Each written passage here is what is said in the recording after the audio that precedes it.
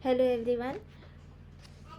सुश्रुत शारीर chapter number 6 का एक छोटा सा टॉपिक हम लोगों का एंड में बचा हुआ था। श्लोक नंबर 29, 30 एंड 31 देखेंगे। यहाँ पे अंगुल प्रमाण हमारा बचा हुआ है।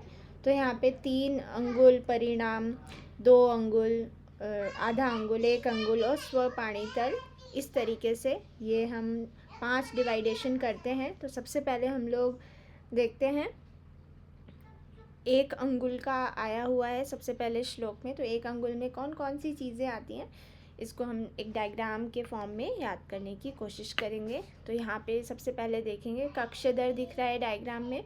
तो 1 अंगुल, अगर 1 अंगुल तक हमने दबाया तो फिर मुश्किल हो जाएगी। ठीक है, यहाँ पे 1 अंगुल वाले परिमित वाले सारे मर्म हैं यहाँ पर। सेकंड नंबर में ऊर्वी आता है ना, ये जो मिड है उसके थोड़ा सा ऊपर रहता है ऊर्वी। फिर कक्षधर आता है, ऐसे ही डायग्राम में दिख रहा है। पार्श्व संधि आती है और स्तन मूल 2 और विटप, इस टाइप से 1 अंगुल वाले ये हो जाते हैं। फिर हम आगे बढ़ते हैं। यहाँ पे मणिबंध, गुल्फ, ये 2-2 अंगुल के होते हैं। ठीक है, मणिबंध और गुल्फ। तो इसको हम कैसे याद करेंगे? 2 अंगुल, मूंगफली, मूंगफली। ठीक है, बहुत इजी है। तो 2 हैं हमारे पास मूंगफली। ठीक है, मणिबंध और गुल्फ, मूंगफली 2 हैं। इस तरीके से याद हो जाएगा। और अष्टांग हृदय ने यहाँ पे स्तन मूल और स्तन रोहित को 2 अंगुल माना है, ये भी चीज़ आप लोग ध्यान रखें।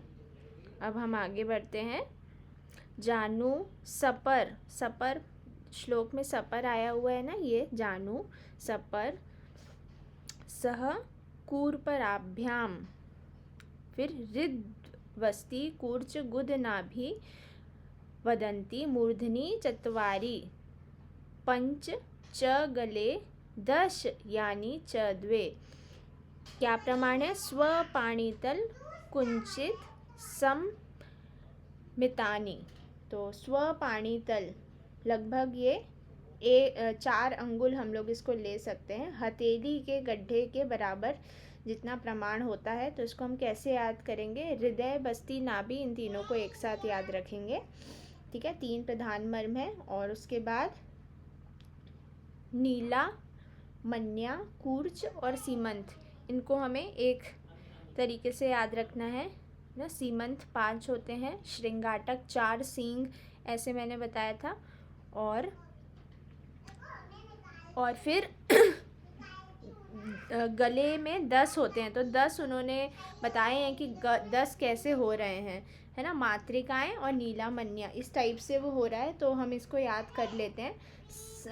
ट्रिक है इसको याद करने की। मकान की सीमा, मकान की सीमा होती है ना, इससे आगे आप निर्माण, कंस्ट्रक्शन नहीं कर सकते हैं। ठीक है, तो वो सरकार की ज़मीन है। तो मकान, म फॉर मन्या, क फॉर कूर्च, न फॉर नीला, और सीमा, सीमा से सीमंत याद रहेगा। ठीक है, तो 3 मर्म आ गए हमारे और मकान की सीमा आ गया। अब बचते हमारे 3 है, गुदा, श्रृंगाटक और कंठसिरा। तो ये 3 आप लोगों को रटना है। ठीक है, बार बार रटेंगे, या एक डायग्राम के फॉर्म में भी हम इसे याद कर सकते हैं, या फिर ऐसे भी याद कर सकते हैं कि जो सीमा है वो बहुत श्रृंगार करती है कंठ में और माले पहनती है। ठीक है, इस टाइप से याद रख सकते हैं। और गुदा तो वैसे भी हमें अलग से याद है। जब हम सद्य प्राण हर पढ़े थे तो उसमें भी हमने त्रिमर्म हवन करके याद किया था। ठीक है, तो गुदा तो अलग से हमें याद रखना है और इधर भी गुदा अलग से याद रखना है। स्व पाणितल में आते हैं ये सारी चीज़ें। ठीक है, अब जो 3 अंगुल वाला होता है, 3 अंगुल में 2 चीज़ें आती हैं, जानु और कर्पूर। ये 3 अंगुल में आते हैं। इसको हम काजू से याद रखते हैं। काजू, काजू, जानु और कर्पूर। यहाँ पे मैंने बताया था जानु और कर्पूर। त्रिण्येव जानु, सपर, सपर मतलब दूसरा जानु, सह कूर्पराभ्याम, त्रिण्येव मतलब 3 अंगुल प्रमाण रहता है इनका। ठीक है, तो इस तरीके से हम लोग ये स्वपाणितल 3 अंगुल, 2 अंगुल और 1 अंगुल पढ़ लेते हैं, और जितना भी शेष बचता है ना वो आधा अंगुल होता है, इतना हमें ध्यान रखना है। नेक्स्ट हम श्लोक पर आएंगे। तो श्लोक में हमें कुछ चीज़ें आप लोग ध्यान रखें, बहुत ज़्यादा इम्पॉर्टेंट नहीं है बट थोड़ा सा एक बार रीडिंग ज़रूरी है। श्लोक नंबर 34 में सभी लोग देखेंगे, यहाँ पे अर्ध शल्य बोला गया है मर्मों को, तो मर्मों पर आघात होने से तत्काल मृत्यु होती है, अतः मर्म शल्य विषय सर्जरी का अर्ध भाग कहलाता है। सर्जरी का अर्ध भाग क्या कहलाता है, आता है उसमें ऐसे यंत्र हैं, शस्त्र है, ये सारी चीज़ें तो मर्म है। ठीक है, अब जो अर्ध शल्य चिकित्सा है वो सिरावेद है, ये चीज़ याद रखना। अगर चिकित्सा आ जाता है तो वो सिरावेद, अर्ध चिकित्सा आचार्य सुश्रुत अनुसार सिरावेद है, और बस्ती बताई है चरक ने। ठीक है, अब कौन कौन सी चीज़ें आ रही हैं ये मर्म में, क्यों हम मर रहे हैं मर्म पर आघात होने पर, क्या है ऐसा मर्म में, वो श्लोक नंबर 37 में दिया हुआ है। कि देखेंगे सभी लोग हिंदी में, जल, सोम, मारुत, तेज, 3 जल, वायु और अग्नि 3, फिर आता है सत्व, रज, तम, त्रिगुण आ गए, और भूतात्मा। ये सारी चीज़ें मर्मों पर आघात होने से, प्राणी जीवित नहीं रहता है ना, जो भी जीवन वाली चीज़ें सब इधर ही बसी हुई हैं। ठीक है, तो ये सारी चीज़ें मर्म स्थान पर रहती हैं। क्या क्या चीज़ें रहती हैं इसमें, एक माइनस करके पूछा जा सकता है, एक इम्पॉर्टेंट क्वेश्चन बन सकता है। ठीक है, अब हम लोग देखेंगे श्लोक नंबर 38 में। 38 में फर्स्ट हाफ इसका इम्पॉर्टेंट है, हाईलाइट कर लेंगे। यहाँ पे बोला गया है कि जो सद्यः प्राण हर मर्म है, आशु हर मर्मों पर आघात होने से रूप, रस आदि इंद्रियों का ज्ञान नहीं होता, मन तथा बुद्धि विपरीत चलती है और पीड़ाएं भी होती हैं। देखो, इंद्रियार्थेष्व संप्राप्तिर मनोबुद्धि विपर्य, ना उल्टा दिमाग चलने लगता है तुरंत, जैसे कहीं एक्सीडेंट हुआ, तेज लगी तो कॉन्शियस नहीं रहते हैं ना, बहुत देर में हमें होश आता है, अरे इतना लग गई, हमें पता ही नहीं चला था इतना लग गई। ठीक है, सेकंड लाइन में देखेंगे 39 श्लोक नंबर में सेकंड हाफ, धातुशय ये एक बार पूछा गया है, तो धातुशय याद रखना है आप लोगों को कि कालांतर प्राण हर मर्म पर आघात होने से धातुशय होता है। तो कौन से मर्म पर आघात होने से धातुशय होता है, ये चीज़ याद रखना है। कालांतर, कई बार हमें लगता है धातुशय मतलब कि रक्त है, रक्त भी एक धातु है, और वो सद्य में होगा, है ना, तुरंत एक्सीडेंट हुआ, ब्लीडिंग हुई, धातुशय, तो ये हम सद्य पे टिक कर देते हैं।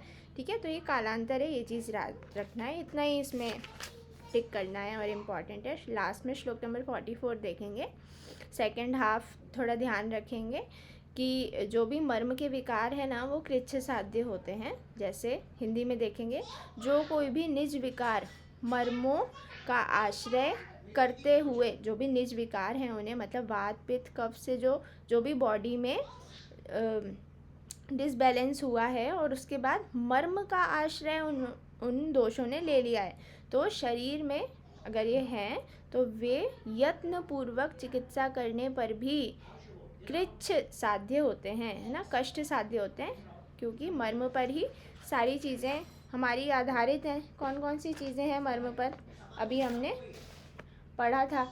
ठीक है, सोम, अग्नि, वायु, सत्व, रजतम, भूतात्मा मतलब आत्मा, है ना, ये सारी चीज़ें मर्मों पर रहती हैं। एक बार क्वेश्चन पूछा गया है कि मर्म घात के पश्चात मर्म में स्थित तत्व जिनके नाश के कारण मृत्यु हो जाती है, इस तरीके से ये क्वेश्चन पूछा गया था। तो ये मुख्यतः ये सारी चीज़ें आप लोगों को ध्यान रखनी है। ऐसा क्वेश्चन एक बार आया था, थोड़ा ये डिफ़िकल्ट क्वेश्चन है, समझ नहीं आ पाता कि यहाँ से क्वेश्चन पूछा गया। एक और बार सुनेंगे, देखो, मर्म घात के पश्चात मर्म में स्थित तत्व जिनके नाश के कारण मृत्यु हो जाती है।